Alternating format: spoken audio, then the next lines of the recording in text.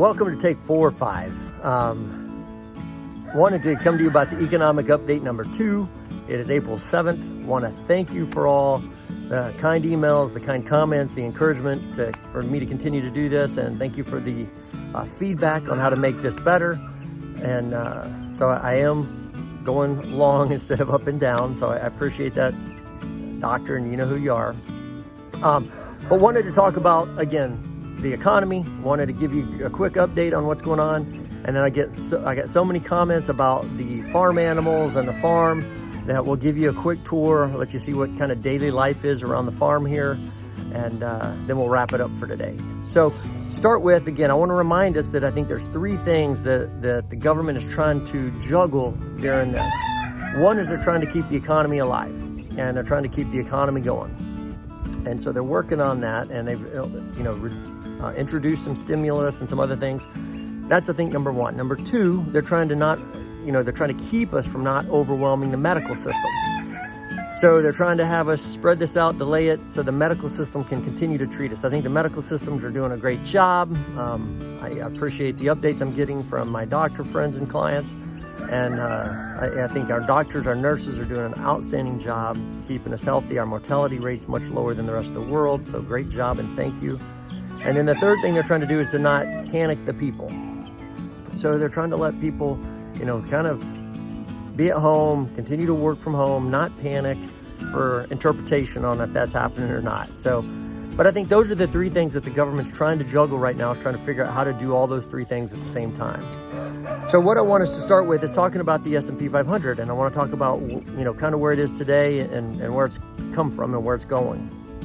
So we got to realize that on March 23rd, we had our 52-week high. That was 3,389. Since then, we have dropped down about 34%. We've dropped down to 2,217 from our 52-week market high.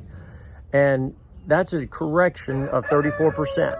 Now, where we are today is we've jumped up about 24.7%. Let's spend a little time talking about math. So we're down 34, we're up 24. But if we stop and think about it, we got to remember, I've done a lot of this with you guys in the office. The math, if we have a $100,000 portfolio, we drop it to $50,000, we've had a 50% loss.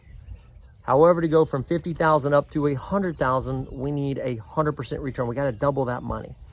So we got to remember, a 50% loss requires a 100% return to break even. So just because we're down 34% doesn't mean we need a 30% return to break even.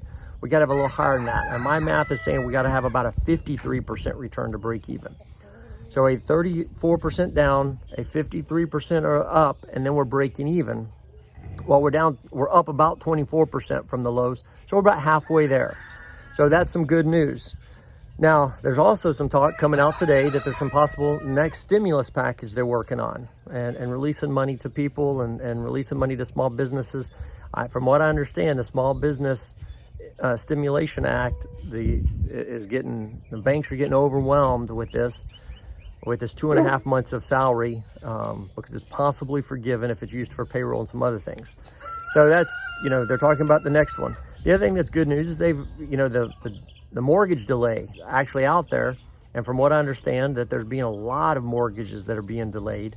And so that's another good package that's out there. And I don't know any of the details. I've read and heard from some mortgage people to be concerned about it or understand how it works before you go sign up. But if you don't have a job, you don't have income coming in, that's not a bad thing. And then the next thing I want to talk about is a little bit about if you get the government package or the government money, the government stimulus package, what do you do with that? And really what we need to do, I'm getting a lot of questions on that, is you need to be really conservative. We want to keep our powder dry, to say.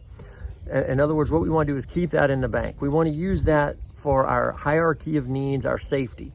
We want to use it to put groceries on the table. We want to use that to pay for our utilities. We want to use that to pay for our bills. But what we want to do is drop back to our minimums on all of our bills. We want to make sure that we keep it. It's another good reason to why not have credit card debts and other debts. So then now all we're doing is paying for our utilities and paying to put food on the table. And so then we can also use it to pay our mortgage. And, you know, again, we want to keep our hierarchy of needs. We want to keep our roof over our head, our utilities paid, groceries on the table. So use that for that. Don't use it to go spend on frivolous things. You know, use it to go pay for important things. And then the last thing I wanted to cover was this week's By the Numbers. And again, give them credit. Texas is getting some kudos here. And the Lone Star State produces 42% of the daily production of the crude oil that's produced in the United States. Of the 13 million barrels that come, 42% of that is from Texas and Texas coastlines. Way to go, Texas. Kudos out to you. And then some interesting statistics on why we have emergency money and why that's so imperative. And everybody listening, you have that. So I know I'm preaching to the choir here. So, but before COVID-19 hit, 59% of Americans in early February said they lived paycheck to paycheck. So this is putting a huge strain on average America.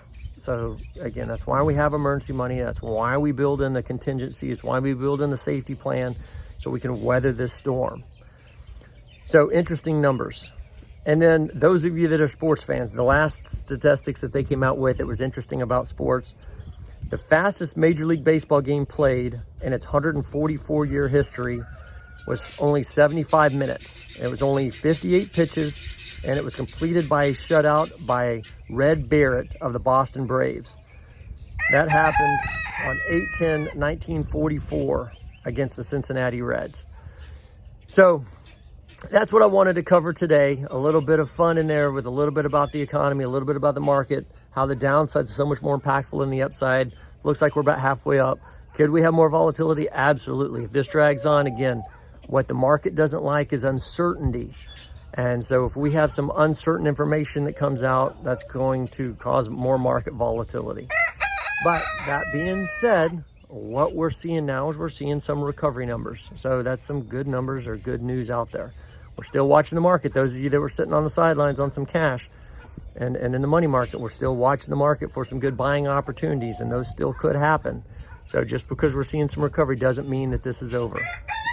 That being said, keep your hands clean, stay safe, stay healthy, and let's share a little bit about the farm. Let's go around. This is the chicken coop. Oh, there's our guineas making a lot of noise. This is our chicken coop where our chickens and ducks are hanging out. And inside here is our nesting boxes. Oh, there's an egg right down there where our chickens lay their eggs. Here's our asparagus bed with the asparagus starting to come in. And here is a couple of our dairy goats. Hi. So 2 of our dairy goats. Oh, and right behind them, we have one of our young dairy cows.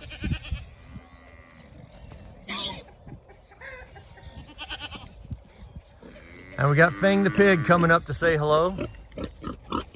Hi, Fang. Some other goats. Here's the milking stanchion for our dairy cow. And then here's some of our baby goats. Little Mr. Snowflake here. And another little baby. And here's our twin with some baby kittens that are coming today. Dairy goats with her 2 babies in the baby pen area. Some of our guineas. And here's our dairy cow, Madame Lavache. And she is pregnant. So she's not giving us any milk right now. And then there's our other dairy cow, Rosie. And Zan's horse.